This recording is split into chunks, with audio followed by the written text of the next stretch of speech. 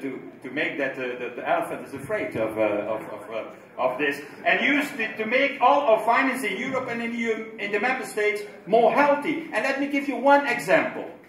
One example of our position of the Liberal group, not to increase the budget, but to make a better use of this budget. Let me give you one example. Do you know what is the expenditure on defense in Europe? Only on defense, military expenditures in Europe. It's nearly half the size of the American defense budget. And I can tell you, the American defense budget, that's a huge budget. That's $700 billion today. That's 5% of the American gross domestic product. And you know what the output is of all these expenditures in Europe? Only 10% of the American. With nearly half of the American budget, we are only capable to do only 10% of their operations. So, concretely, we are 5 times less effective than the Americans. And that should be not a surprise, dear friends. In Europe, we have 27 strategic transport capabilities, 27 intelligence services, 27 maintenance units for the Navy, 27 maintenance units for the Air Force. And I think it's very clear, by combining our efforts on the European level in military expenditures, we can nearly save the whole European budget today, if we are very reasonable. And I have to tell you, and maybe I'm going against the majority here in the room, but okay, that can happen. That's democracy. Why not? The same counts about own resources.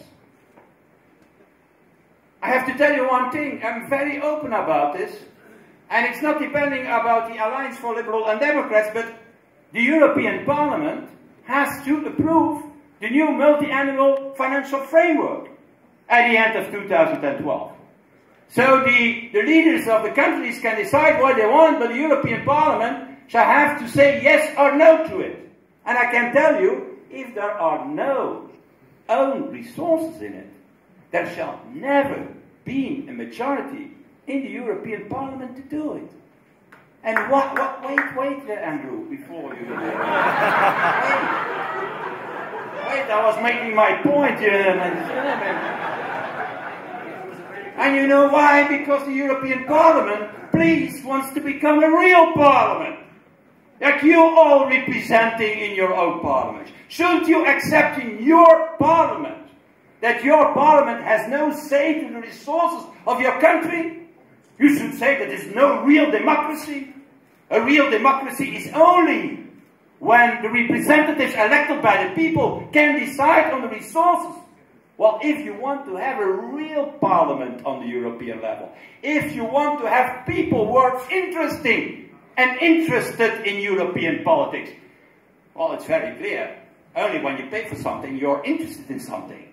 That's a liberal rule. That's a basic value that we know. And so that's the reason, the only reason. Because as liberals, we are against additional taxation. And we shall vote as liberals against additional taxation on the national and on the European level. But we shall ask for one thing. That is that there is a direct link between citizens and European democracy. Because only then the European democracy can work. Democracy has been invented centuries ago. Not by enlightened persons who suddenly have found that democracy was necessary. No, democracy has been invented because the king went to the people, to the representatives of the people, and asked for resources to go to war and to create wealth in their own country. We have to do that also on the European level, because as I said already, Europe is the solution, dear friends. Europe is not the problem today. And the baddest thing that we can do today, the baddest thing that we can do as liberal and Democrats in the middle of this Euro crisis is fear. To have fear for our opinions. Because fear is the baddest counselor that you can have. My prediction is very simple. My prediction is that not the nationalists and not the populists, but that we, the pro-European force, will win the election of 2014, despite what everything is predicting. Because with the crisis, people shall see that more Europe is needed. More Europe is needed to safeguard their income, to safeguard their wealth, and to safeguard their prosperity and their jobs. People are not stupid, dear colleagues. People know that the world is more and more dominated by countries like China and India. And people realize that only a united Europe can guarantee their prosperity in such a world, and that only a united Europe can defend their interests, their income, and their jobs. That is the reality of today. Let me put it in another way. Let's not be naive. The G8 in the world of 2035, within 20 years, shall be composed of the United States, China, India, Japan, Russia, Brazil, and then finally Mexico and Indonesia. No Brits, no Germans, no French, and sorry, Leo Luca, we are in Italy here, but also no Italians in the G8. The only way to be and to stay there and to defend our interests is to be united. United as a single entity. United in the G8, in the IMF, in the UN, in the Security Council, and united in our principles, and united as Europeans in our beliefs. And it's true, people are afraid today. And it's probably true that this fear is the most important reason for their increased attraction to populism and to nationalism. Populists and nationalists who tell the people that you can keep the world outside their borders. Well, that's a lie, dear colleagues. But it's not a lie. It's not a lie that citizens have fear. So we as liberals have to tell another story. And that's our story. You cannot keep the world outside your borders. But yes, only a strong and united Europe can overcome the problems linked to it and can create the stability and the security that citizens are looking for. That's what we believe in, and that's what we stand for. Thank you.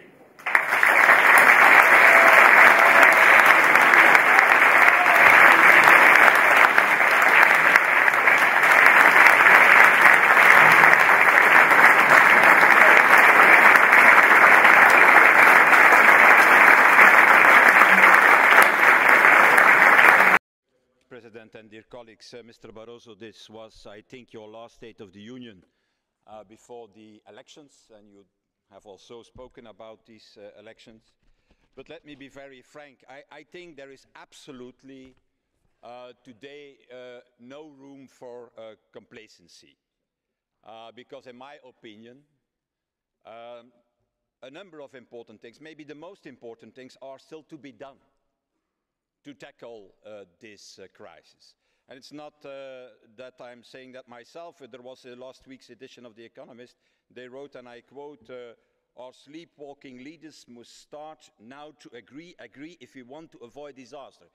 The Economist was not talking about the Commission and the President of the Commission. I think that the sleepwalking leaders that they meant were more to find in the Council than in the Commission. But I think it's a fair analysis of what is happening. I think that we have to be clear here, dear colleagues. This crisis is not over. And it's true, you have given a whole bunch, a whole range of early signs of recovery, but I think we have to make a realistic assessment, a realistic analysis of the situation.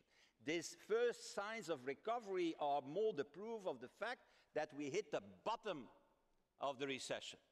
The bottom of the recession, and that means that we enter in what I call a second phase of this crisis. I think it's far too easy only to see the negative points, as has been done a few minutes ago. I think it's also not fair only to see the positive signs and say, okay, it's over now, we are going up again, that it's not true. What we in fact see is a second phase in this crisis. A long period of economic stagnation we shall enter.